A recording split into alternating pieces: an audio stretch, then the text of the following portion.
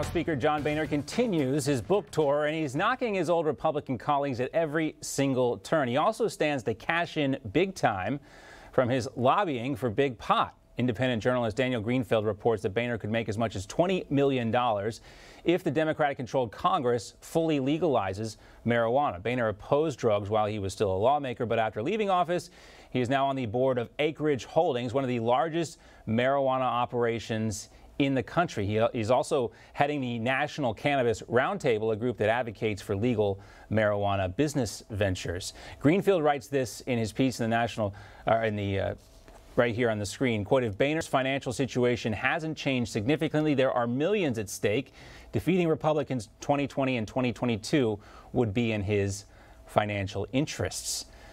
Former President Trump also, meanwhile, slamming President Biden's troop withdrawal plan from Afghanistan. In a statement the president issued, he says, quote, first, we can and should get out earlier. 19 years is enough, in fact, far too much and way too long. Secondly, September 11th represents a very sad event and a period in our country and should remain a day of reflection and remembrance, honoring those great souls we've lost.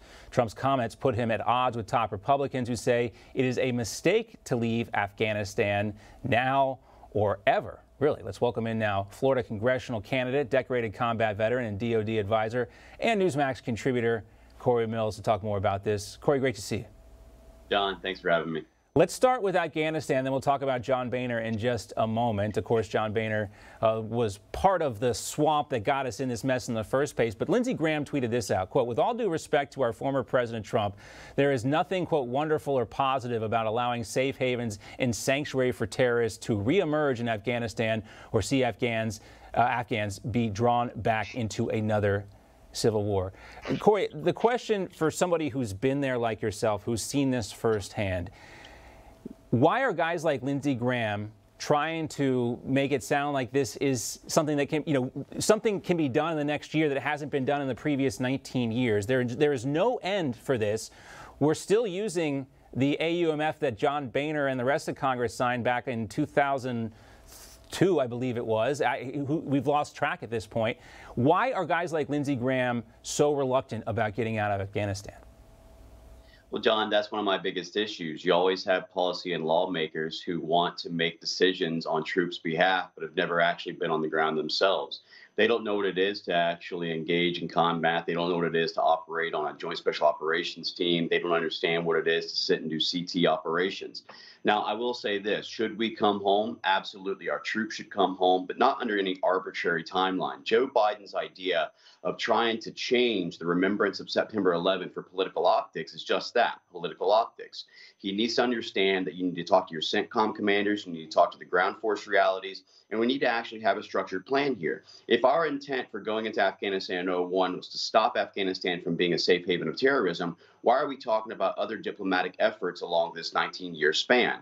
So again, I think that this is a continuation of political football between party to party and not really looking at the reality on the ground, and also having decisions made by policymakers who've never actually been there themselves.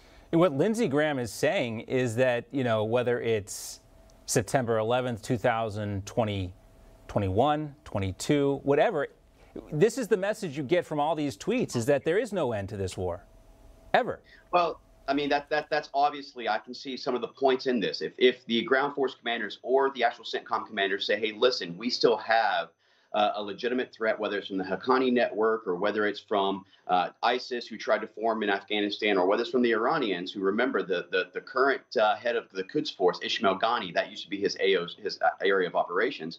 Okay, fine. Let's look at legitimate reasons for that. Let's look at an intelligence community cell that tells us why we should be there to look at CT operations. Should we draw down? Sure. Should we maybe look at a two-state solution where we look at the Taliban and the Afghan government looking at a shared solution like Lebanon and Hezbollah? I don't know exactly what the answer is to that right now, but I can tell you arbitrary timelines are dangerous. They're dangerous for the people on the ground. They're dangerous for the nation that we're operating in, and they're dangerous to the United States. So we need to come up with things to stop playing politics when it comes to warfare. And again, it's concerning because this was a lesson you thought was learned already by Joe Biden and many others who worked in the Obama administration, that these arbitrary timelines, this fake symbolism, the enemy sees right through that stuff. Let's go back to John Boehner real quick. You know, he's going to cash in most likely if marijuana is legalized here.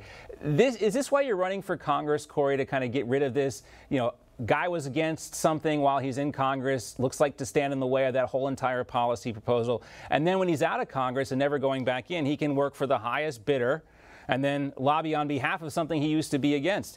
You know, I think this is, again, kind of like this uniparty idea that people see as swampy and part of what's wrong with Washington. Maybe the thing that is what's wrong with Washington, this type of behavior.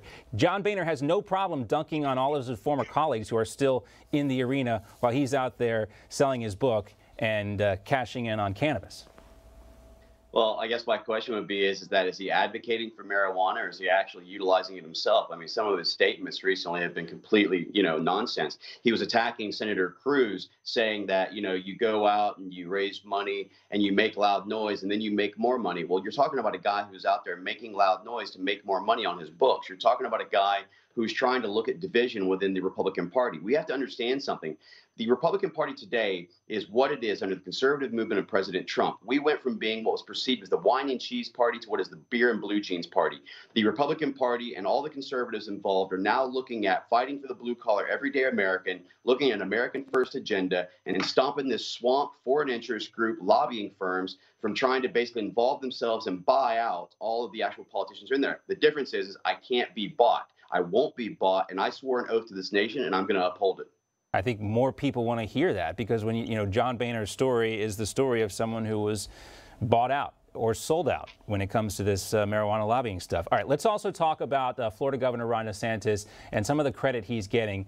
HBO Real-Time host Bill Maher says he doesn't want politics mixing with his medical decision. He actually gave Ron DeSantis some credit in his kind of backhanded way. But here's the clip. The governor is also a voracious consumer of the scientific literature. And maybe that's why he protected his most vulnerable population, the elderly, way better than did the governor of New York.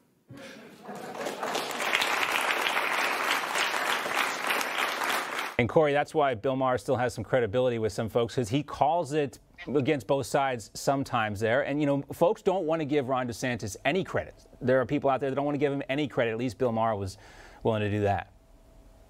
Well, I'll tell you right now, Governor DeSantis, hands down, is the greatest governor that we have in America right now.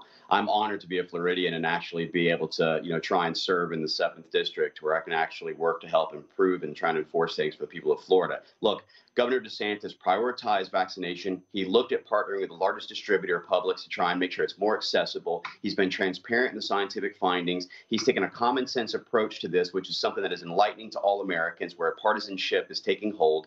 And he's actually done things that allows America, or allows Florida, to be what America is really all about today. If you want to find the true America, go to the state of Florida. True America is in Florida. I can attest to that. Cory, again, guys like Bill Maher, who likes to talk, he likes to talk about getting high all the time he's on the show. And somehow, kind of to your point, he seems to make more sense, even though he talks about it, than John Boehner. I don't know if he does or not, but I can imagine the two of those guys getting together and sharing something, whether it's a glass of Merlot or whatever. No judgment here. What's that, Cory? I said maybe it'll be one of John Boehner's old Boehner backyard barbecues that he used to hold to raise tons of money from foreign interest groups that he threatens against Ted Cruz. Yeah. It's a small circle, small memories for some of these guys. Whatever. If it pays, who cares, right? Cory, thanks so much. Good to see you as always. We appreciate your insight.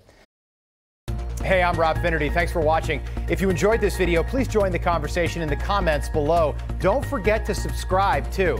Hit the bell icon to be alerted to breaking news. And remember, there's a whole lot more on Newsmax TV, America's fastest growing cable news network.